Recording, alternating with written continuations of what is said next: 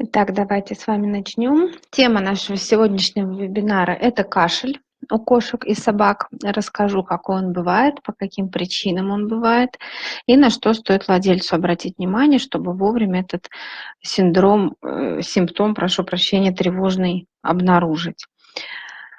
В первую очередь стоит сказать, что кашель – это не болезнь. Кашель – это симптом, и представляет он собой рефлекторный, то есть непроизвольный выброс воздуха из дыхательных путей либо из легких. Иногда может что-то с собой нести, то есть это слизь, инородные тела, мокроты или что-то еще. Кашель, по сути, это механизм защитный, и если какие-то посторонние объекты находятся в воздухоносных путях, либо, возможно, температурный фактор. Если вдохнуть очень холодный воздух, то тоже возникнет рефлекс кашлевой. И направлено на то, чтобы максимально быстро все инородные тела из воздухоносных путей убрать, потому что они могут мешать свободному протоку воздуха и, соответственно, дыханию. А если у животного присутствует аллергия либо инфекция, они также могут вызывать кашель, опухоли слизистых и прочие патологии. Практически во всех случаях слизистая оболочка дыхательных путей воспаляется, отекает, опухает, возникает бронхоспазм, начинает вырабатываться излишняя слизи и, соответственно, формируется кашлевой рефлекс. Это симптом, с которым владельцы животных достаточно часто обращаются к ветеринарному врачу, и для владельца очень важно для постановки правильного диагноза максимально подробно описать, как кашель происходит, в какое время. Я сегодня также расскажу про классификацию этого явления, чтобы все могли отличить одно от другого и максимально точно описать врачу при необходимости. Стоит также отметить, что кашель у животных – это не признак простуды. Не надо это путать с человеческим ОРВИ, когда мы с вами кашляем, потому что мы простудились. Там немножечко механизм у них другой. И в отличие от собак, у кошек это явление наблюдается гораздо реже. У них, например, даже при перитоните, при плеврите, либо при каких-то серьезных травмах грудной клетки не будет наблюдаться яркого кашлевого рефлекса. У них будет присутствовать одышка, будет нехватка внешнего дыхания, то есть оно будет поверхностным, то есть будут мелкие частые вдохи. Но прямо вот чтобы кашель был, как у собак, у кошек это наблюдается очень редко. Также у кошек при этом при острой сердечной недостаточности, либо при кардиогенных отеках легких, либо различных декомпенсаторных реакциях присутствует выраженная одышка, но опять же без кашля. И некоторые виды кашля усиливаются в зависимости от времени суток. На это тоже владельцу стоит обратить внимание. То есть есть кашель ближе к вечернему времени, либо когда животное лежит, либо после какой-то физической активности и так далее. Все это очень важно для того, чтобы правильно определить его вид и максимально быстро поставить диагноз. В ветеринарной практике классифицируют кашель по 3 основным направлениям. Это по типу проявления, по тяжести течения и по продолжительности. По типу проявления это продуктивный и непродуктивный. То есть непродуктивный – это сухой, когда у нас ничего не выделяется, то есть просто происходит откашливание, да, мы слышим звук, но ничего как бы не видим. Если кашель продуктивный, то, соответственно, с присутствием чего-либо, то есть это может быть мокроты, слизь, могут вылетать даже инородные тела, мелкие, если животное что-то вдохнуло. Это можно заметить, если животное сразу что-то сглатывает. То есть после акта кашля происходит сразу глотание. Это говорит о том, что что-то выделяется. Либо если, например, это мокрота, ее очень много, то она в этом случае может вытекать прямо из пасти. И не стоит путать мокроту со слюной. У них совершенно разные консистенции. Слюна будет более жидкая, более прозрачная. Мокрота, она все-таки густая, вязкая, тягучая. Вот, и может иметь характерный такой запах. Влажный кашель указывает на то, что происходит какое-то скопление жидкости. Это может быть вода, кровь, либо гной. Вода, я имею в виду, если она попала в легкие, то есть не какие-то оксидативные процессы, а именно прям вот такая вода настоящая. Скапливаться она могут либо в дыхательных путях, либо в легких. И, например, животные, собаки, да, которые выезжают на охоту, они могут вдохнуть какие-нибудь травки, какие-нибудь мелкие частицы, семена, пыльцу и так далее. Все это будет также провоцировать кашлевой рефлекс. В дополнение к кашлю инородные различные предметы могут перемещаться вниз по дыхательным путям и вызывать дополнительную еще инфекцию, приносить с собой в легкие и вызывать уже пневмонии полноценные. Животные, которые имеют контакт, например, с другими животными в приютах или на прогулках, на выставках и так далее, то есть при большом скоплении, гораздо более вероятно имеет инфекционную причину кашля, нежели животное, которое сидит дома и почему-то вот резко само начало кашлять. И также большую роль играет регион, в котором животное живет, потому что в различных регионах различная активность, например, сердечных гельминтов. Мы об этом сегодня тоже поговорим, какие из паразитов, из гельминтов способны вызывать кашлевой рефлекс и почему. Поэтому это тоже очень важно при постановке правильного диагноза. Что касается тяжести течения, то любое покашливание в любое время суток из-за явной причины, например, при питье или при приеме пищи, или при каких-то резких активных движениях, при физической активности, часто владельцами животных игнорируется, к сожалению. То есть если он нерегулярный, не сильный, мы этого не видим, это неправильно. Его необходимо также определить его природу и начать какие-то лечебные мероприятия, иначе ситуация будет усугубляться. Кашель перейдет, соответственно, в тяжелый, регулярный, но при этом бывает кашель регулярный, но не осложненный. То есть он такими приступами, без, как бы, может быть, с удушьем, может быть, без. И наиболее сильные, тяжелые проявления тяжелого кашля, длительного, могут привести к тому, что животное может просто погибнуть, может задохнуться. При каких, опять же, причинах, сегодня тоже это разберем. И по продолжительности кашель может быть острым, как правило, с прогрессирующим течением и с длительностью менее нескольких дней, порядка 5-7.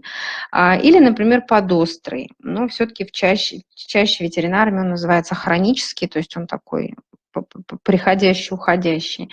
Также хронический кашель как симптом различают по динамике развития, либо как стабильный, то есть его течение находится в относительных рамках, то есть он не уменьшается, не усиливается, он постоянный, либо прогрессирующий, с усилением либо с увеличением силы кашлевого приступа и, возможно, также рецидивирующий, то есть возвращающийся, волнообразный такой. Какие же бывают основные причины, которые могут вызвать кашлевые проявления стойкого, либо одноразового, так сказать, приступа кашля, либо длительного.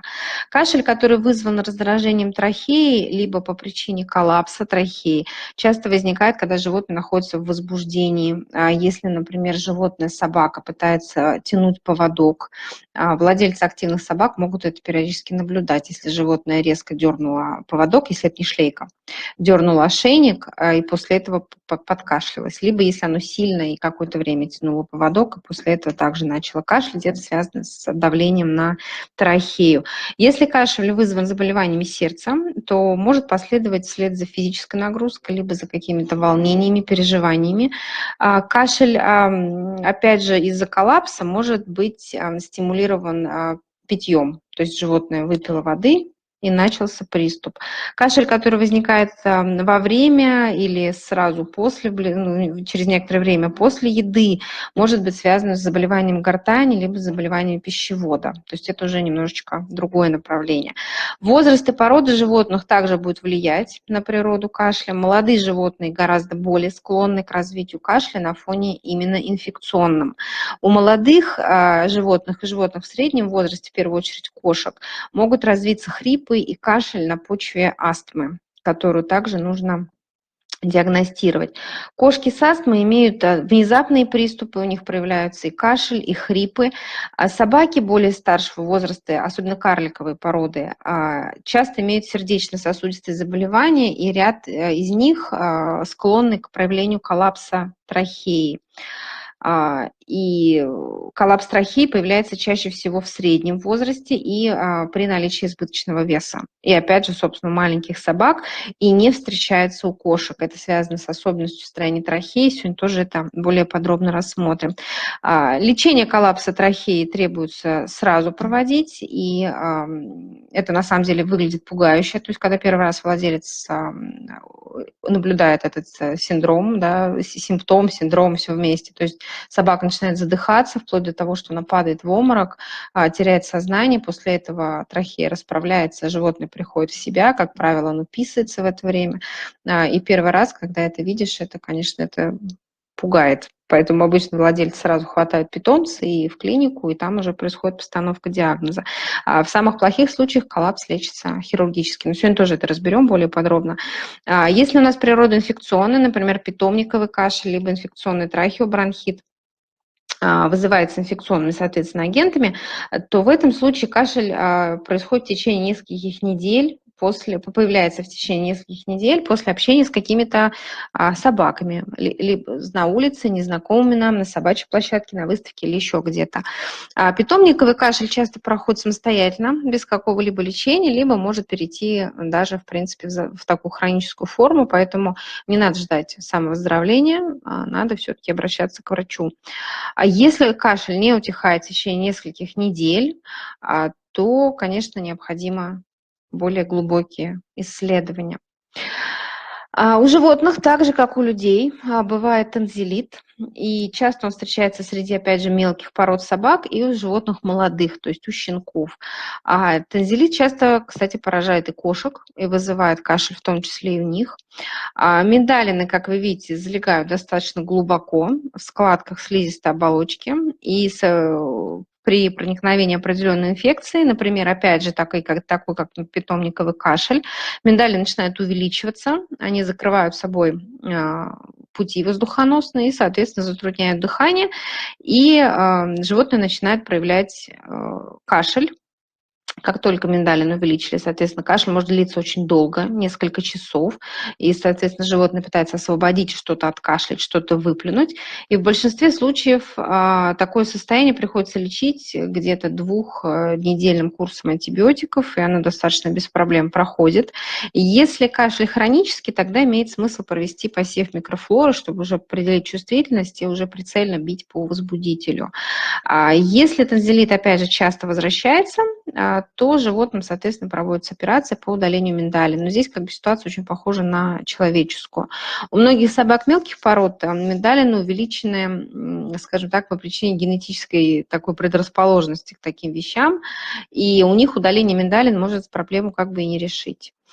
У этих пород чаще встречается сужение трахеи, которое, собственно, и будет являться корнем проблемы. В первую очередь это касается йорков. У них даже, при том, что они маленькие собачки, у них, в принципе, форма трахеи изменена немножко. Болезни зубов и болезни десен также являются причиной кашля. Объясню почему. В первую очередь это касается карликовых собак, например, такие как пуделя карликовые, йорки, померанские шпицы. Они очень подвержены воспалению десен и, соответственно, поражению зубов с воспалением всех слизистых рта. И происходит это частично в силу их генетических особенностей, но часто также из-за нарушения кормления, из-за несоблюдения элементарной гигиены. То есть на рисунке слева мы видим, как должно быть, на рисунке справа, на двух рисунках, мы видим, как не должно быть. Поскольку эта инфекция в ротовой полости постоянно локализуется, и определить наличие зубного камня, в принципе, несложно. Животное начинает пахнуть изо рта. Мы видим отложения на зубах. Сначала они мягкие, белесые, потом они твердеют, и со временем могут становиться почти черными, темно-коричневыми. У нас был отдельный вебинар по зубному камню и воспалению десен. Его можно посмотреть на нашем канале. Там более подробно про это указывается. В рамках сегодняшнего вебинара просто скажу, что поскольку это постоянный рассадник инфекции, который может потом спускаться ниже, то есть они могут спускаться, возбудители, вниз по зеву, и, соответственно, также это будет приводить к кашлю.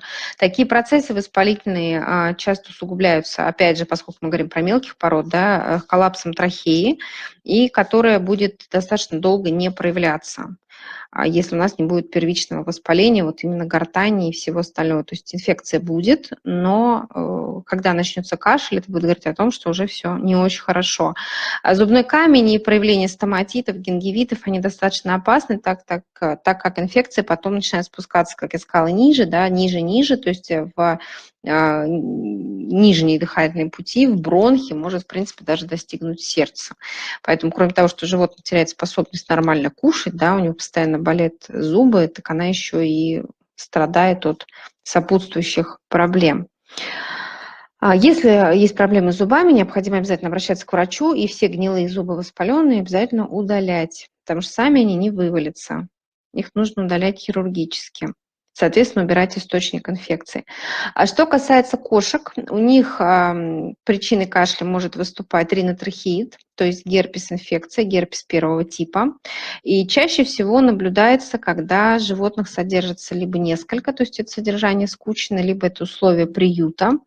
У большинства кошек с таким заболеванием наблюдается еще и чихание, стечение из глаз, но в некоторых случаях идет вот такое характерное проявление, как кашель.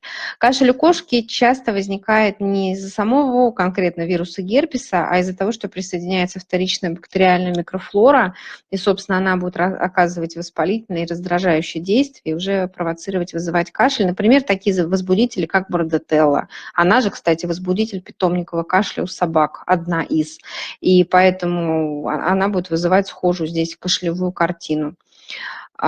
Такие кошки обычно, в таких случаях кошек обычно лечат различными иммуностимуляторами, противовирусными препаратами, антибиотиками при необходимости, если есть вторичная микрофлора.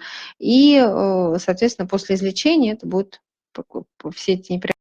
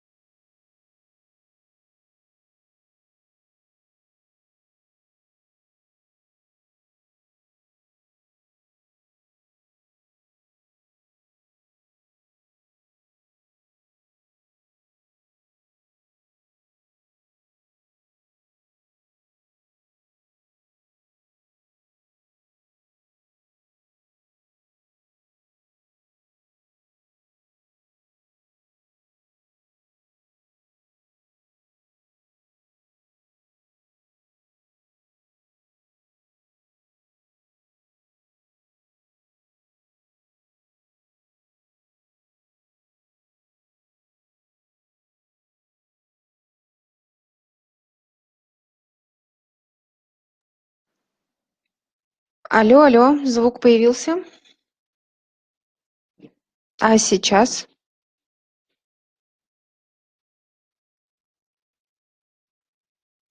Теперь появился. Очень хорошо. Я перезагрузила платформу. Итак, вернемся к коллапсу. Если у нас возникает проблема и наблюдается сужение очаговое просвета трахеи, соответственно, происходит затруднение прохождения воздуха через дыхательные пути. Все это приводит к тому, что воспаляются слизистые трахеи, и со временем слизистая утолщается, становится воспаленной, и возникает хронический сухой кашель. То есть, когда это заболевание возникает, наблюдается коллапс, обычно собакам назначают противокашлевые препараты, противовоспалительные препараты. В некоторых случаях дело доходит даже до преднизолона. И животное по возможности не должно получать какие-то тяжелые стероидные препараты. Воздушные увлажнители воздуха тоже будут хорошо влиять. Они будут либо такие стационарные, либо допустимо применение небулайзеров человеческих, либо детских с различными препаратами для дыхания, для ингаляции. И провоцирующим фактором для развития коллапса также будет лишний вес. То есть если у нас собачка толстенькая, то есть вероятность, что такая патология возникнет. Естественно, таким животным не рекомендовано носить ошейники, только шлейки. И это нужно для того, чтобы полностью минимизировать давление на эту область. В тяжелых случаях проводится хирургическое вмешательство. Оно позволяет восстановить форму трахеи, но, к сожалению, не всегда оно проходит, скажем так, успешно. Дело в том, что устанавливается специальный стенд в трахею, который не позволяет ей спадаться, и не у всех животных как бы он, скажем так, приживается. Да? То есть в некоторых случаях это вызывает ухудшение ситуации.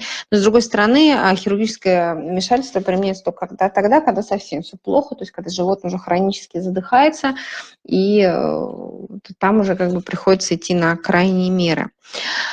Различные гельминтозы и паразиты, вот такие красивые, также способны вызывать кашлевой рефлекс, потому что личинки ряда паразитов производят миграцию по организму и в том числе мигрируют через дыхательные пути. В первую очередь это касается анкилостом, токсокар и дирофилярий. Анкилостом и токсокара а, это, как я сказала уже, гельминты.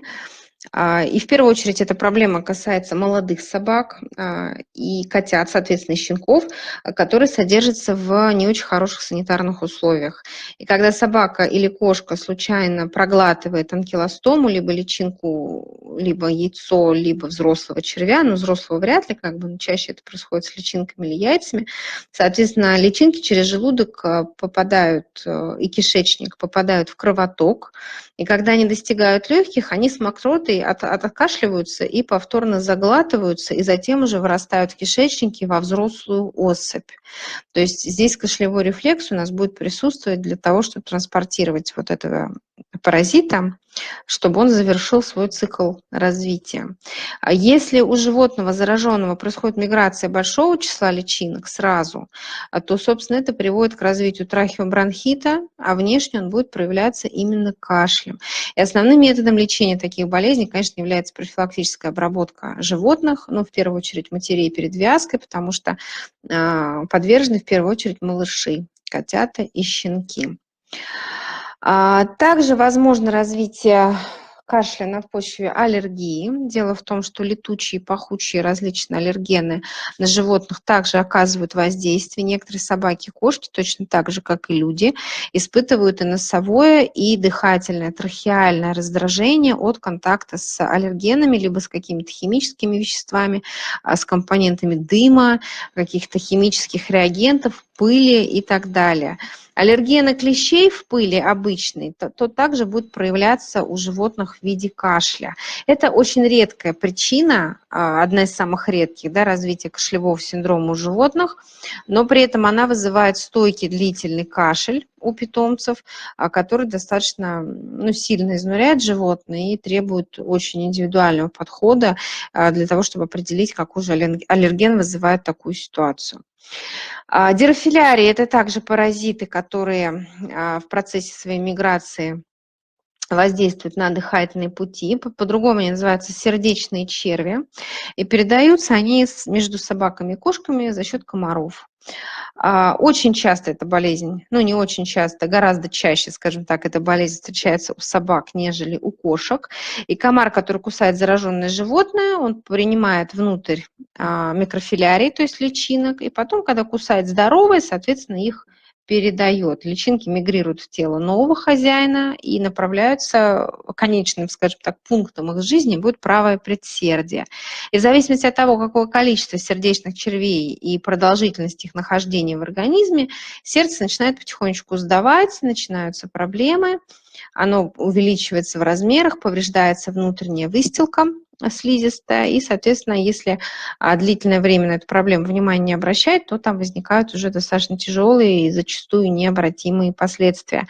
И наличие сердечных паразитов также вызывает изменения, воспаления и в легких. И у собак эти изменения, так же, как и изменения с давлением, от увеличения сердца на трахею, вызывают от сухого до умеренно влажного кашля. То есть такие проявления тоже будут. У кошек при сердечных червях больше симптомы похожи на астму. К тому времени, когда кашель начинает проявляться, это означает, что болезнь уже сильно запущена, процесс уже везде, и в легких, и в сердце, и изменения уже серьезные. Собаки с кашлем из-за сердечного червя выглядят больными. В самых случаях запущенных возникают асцит, то есть застой жидкости в брюшной полости. Все это происходит из-за того, что нарушается работа сердца, нарушается отток лишней жидкости почками, то есть она просто застаивается и, соответственно, вызывает такое проявление. После оценки того, насколько паразиты испортили, скажем так, организм животного, уже применяются препараты, специализированные на основе мышьяка, которые позволяют животное вылечить. И надо помнить, что все-таки последствия от дирофилариоза достаточно достаточно непростые, и не всегда они проходят бесследно. Поэтому очень важно зверушек своих обрабатывать. Дело в том, что комары – это такие паразиты, которые идут на, скажем так, запах, да, то есть они привлекаются также, не так, как клещи, по крови, по каким-то биохимическим компонентам в крови. И лучше защититься от комаров все-таки помогают репеллентные средства, нежели инсектокорициды, которые вот подкожного либо накожного действия. И это касается не только комаров, но в том числе и москитов, и оводов, и всяких других летающих паразитов. Поэтому комплексная обработка у нас очень будет важна. То есть и накожные капли, да, или ошейники, например, и какая-то дополнительная обработка репеллентами. Сердечные заболевания, такие как острая застойная сердечная недостаточность, либо дилатационная кардиомиопатия, они также вызывают изменения в дыхании и проявление кашля. Кашель – это один из самых характерных вообще симптомов, если присутствует болезнь сердца. Что касается сердечной недостаточности, застойной – это самая общая частая форма болезни сердца у собак и кошек. И начинается она с повреждения клапана митрального с левой стороны, в левой части сердца. И при прослушивании можно обнаружить звуки патологические в левом верхнем квадрате сердца, ну это, конечно, ветеринары, да, прослушивают. И, собственно, это та область, где клапан этот находится. И если проводится рентген и ультраэхография сердца, то они будут показывать типичное округление, увеличение формы сердца. Можно заметить жидкость в легких. Это жидкость и давление, увеличивается давление сердца на трахею, и все это будет вызывать, соответственно, кашель. То есть за счет наличия жидкости и увеличения сердца в размерах. То есть они будут вдвоем давить на трахею, и это будет вызывать кашель. В этом случае десны у животного могут стать сине-серого цвета, то есть это будет говорить о нарушениях работы сердца, уже вот это будет внешний признак. Печень у животных также будет увеличена из-за застоя в воротной вене, и можно наблюдать также жидкость брюшной полости. То есть из всех вот этих симптомов врач уже принимает решение о постановке конкретного диагноза. Недостаточность митрального клапана – это самая общая болезнь сердца у собак в возрасте, в первую очередь. Эта проблема выявляется у более чем трети из всех животных, которые старше 10 лет. И назначаются животным мочегонные средства, сердечные препараты и препараты для уменьшения кашлевого рефлекса, если в этом есть необходимость. Но часто с помощью мочегонных и сердечных препаратов удается купировать этот синдром, то есть мы убираем жидкость из легких, убираем все вот эти проявления, и, соответственно, кашель пропадает сам собой. Животные, кошкам и собакам, соответственно, такое лечение прописывает строго кардиолог. Что касается дилатационной кардиомиопатии, это форма болезни сердца, которая поражает собак уже крупных размеров. Например, у доберманов, у боксеров есть достаточно высокий риск заболеть этой патологией. У кошек это заболевание встречается очень-очень редко. И очень редко обнаруживается у собак, которые весят меньше 7 килограмм. Это такая физиологическая особенность, относящаяся в первую очередь к размеру. Начинается это заболевание стремительно. Животное начинает кашлять и демонстрирует вообще признаки общего недомогания. То есть это будет вялость, апатия, да, отказ от корма, то есть такие общие характерные проявления. И при прослушивании сердца у таких животных будут обнаруживаться частые и слабые сердечные сокращения, будет выявляться аритмия, но опять же врачом. И рентген и ультразвук покажут, что сердце очень сильно увеличено в размерах, и часто это увеличение идет в первую очередь на левую сторону и на легкие. И все, и как бы легкие будут заполнены, в сторону легких, имею в виду, и легкие будут заполнены жидкостью. Различные опухолевые процессы, ну, как бы не отдельно опухоль в легких, а скорее процессы метастазирования, которые затрагивают легкие, они, соответственно, также могут вызывать кашлевые рефлексы. И это серьезная проблема, которая чаще, опять же, выявляется у собак пожилого возраста. Опухоль может быть первичной и вторичной, то есть, соответственно, после метастазирования. И отмечается, что при онкологиях кашель будет наблюдаться одышка, будет наблюдаться общее снижение активности, даже если процесс у животного опухолевый достаточно стабилизирован.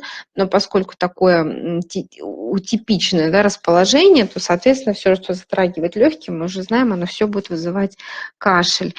Самая частая первичная опухоль легких среди собак – это аденокарцинома.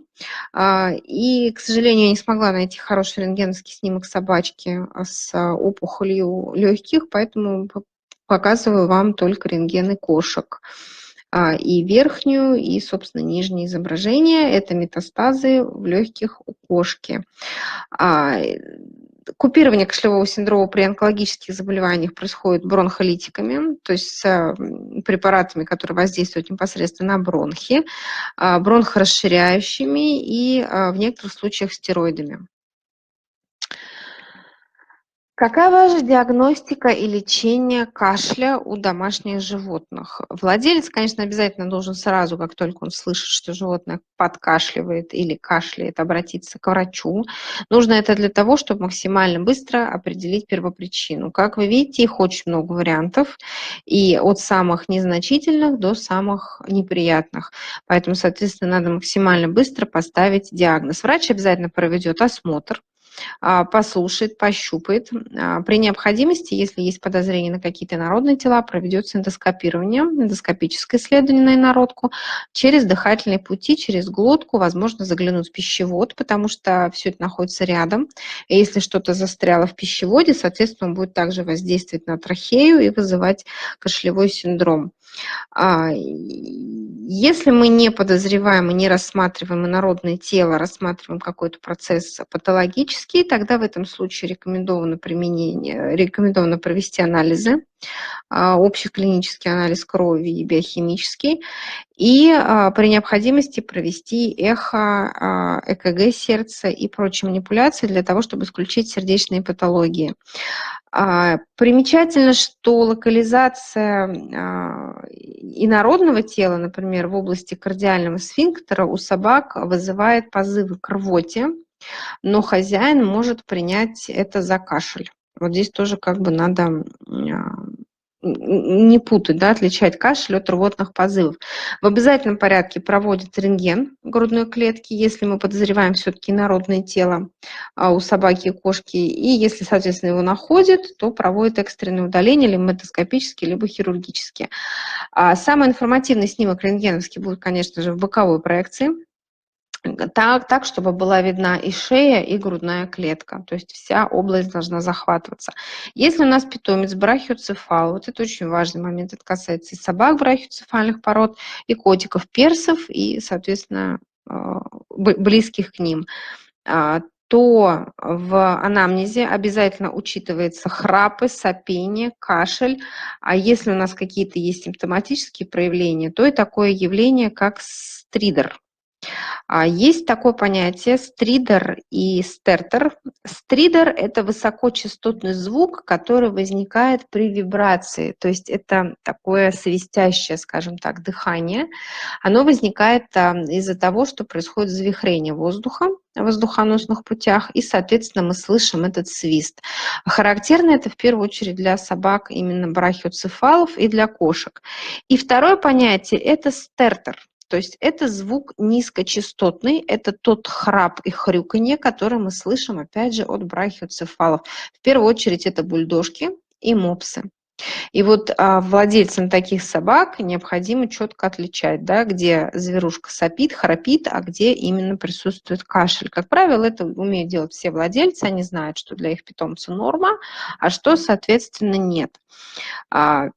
Но и то, и другое – это патологические состояния. То есть это надо понимать, даже для брахиоцефалов сильное усиление стридера это будет показателем того, что что-то не так. И причины могут быть – это брахиоцефальный синдром, то есть это, соответственно, уже у определенных пород животных, либо приобретенный, либо генетический паралич гортани, Опять же, это устанавливается на основе диагностических манипуляций, на основе осмотра. А также его могут вызывать гипотиреоз, различные нейромышечные заболевания, либо воспалительные процессы и отеки, которые будут локализоваться в глотке, в гортани, на небе, на мягком и так далее. Проводится ларингоскопия в ряде случаев, да, то есть чтобы посмотреть, что там происходит в гортани. Но что касается, опять же, брахиоцефалов, у них она проводится для того, чтобы исключить развитие брахиоцефального синдрома. Это в том случае, это происходит, вернее, не так. При брахиоцефальном синдроме происходит западение небной занавески. То есть мягких тканей очень много, они расположены складчато, то есть костная основа черепа укорочена, а мягких тканей там внутри, как у всех остальных собак. И поскольку им деваться некуда, они образуют такие складки, и если происходит западение вот этой занавески, то так называемый, да, то есть вот это просто часть слизистой перекрывает собой воздухоносные пути. Вот это будет называться брахиоцефальный синдром. И если этот синдром подтверждается, то владельцу предлагают провести коррекцию у животного для того, чтобы эта вся ситуация не усугублялась, потому что с потерей эластичности мышц, соответственно, все больше и больше будут закрываться воздухоносные пути. У собак при подозрениях на сердечную недостаточность проводится, и кошек проводится ЭКГ, эхо-КГ, ну, соответственно, осмотр, анамнез, рентген обязательно, и берется кровь. Если мы подозреваем астму у кошек, либо различные аллергические симптомы, то здесь будет проявление кашля носить все-таки больше хронический характер, рецидивирующий.